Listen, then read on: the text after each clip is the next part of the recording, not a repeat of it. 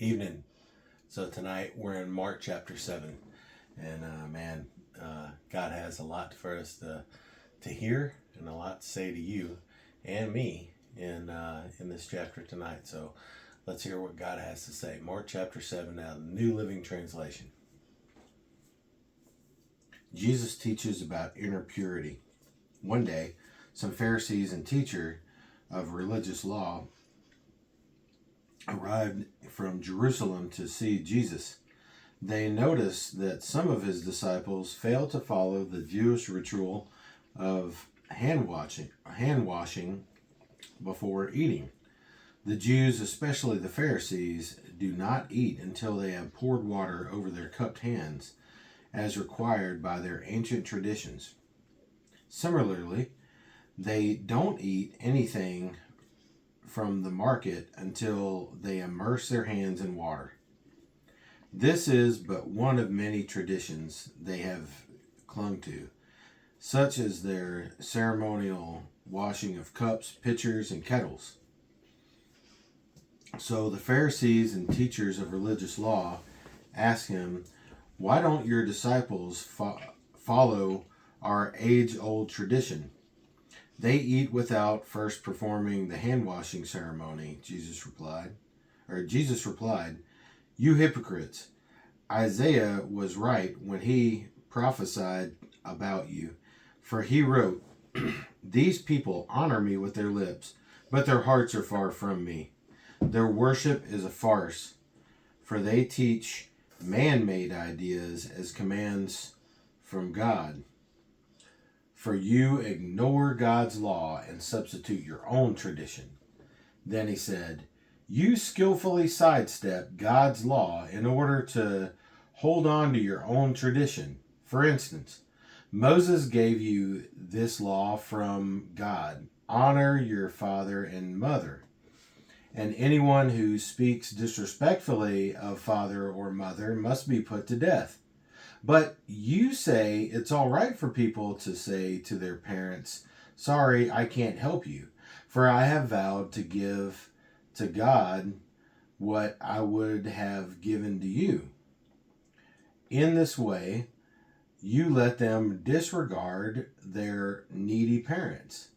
And so you cancel the word of God in order to hand down your own tradition. This is the this and this only one sorry and this is only one example among many others." Then Jesus called to the crowd to come and hear. "All of you listen," he said, "and try to understand. It's not what goes into your body that defiles you. You are defined by what comes from your heart."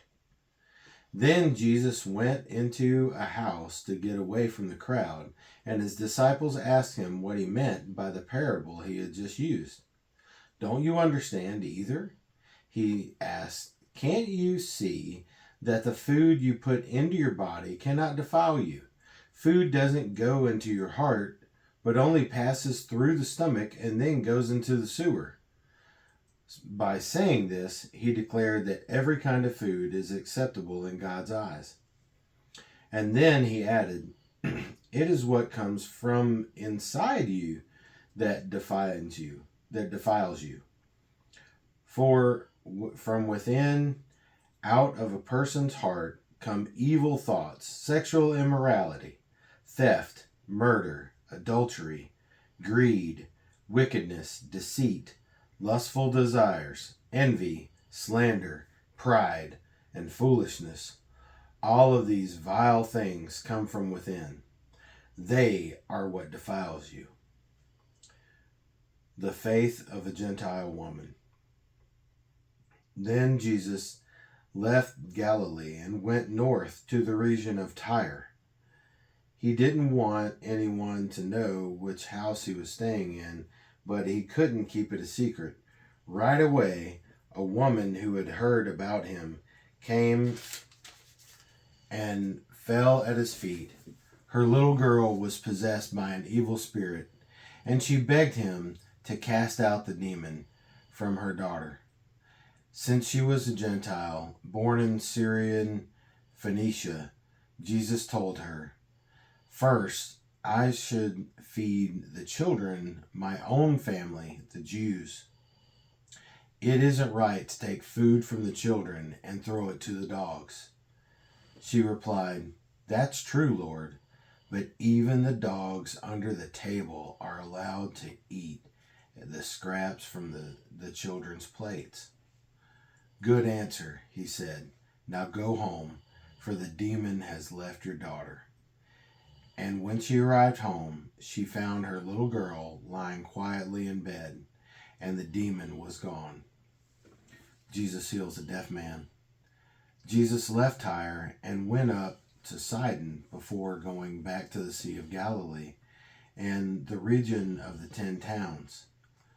A deaf man with a speech impediment was brought to him, and people begged Jesus to lay his hands on the man and heal him.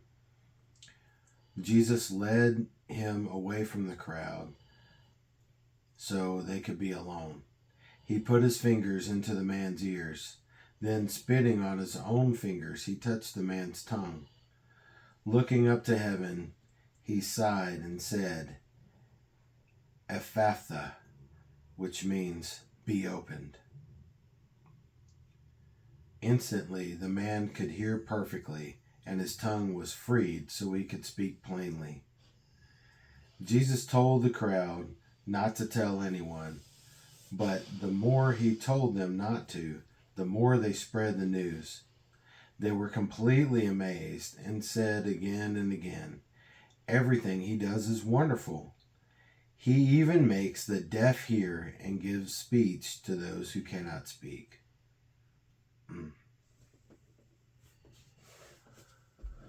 And these are two really great lessons. That what does your faith tell Jesus about where your heart is and where your desires really are? So, what does our faith say to God? Think about that. Read this for yourself and pray on that. Because like this woman's faith healed her daughter. All she had to do was have faith.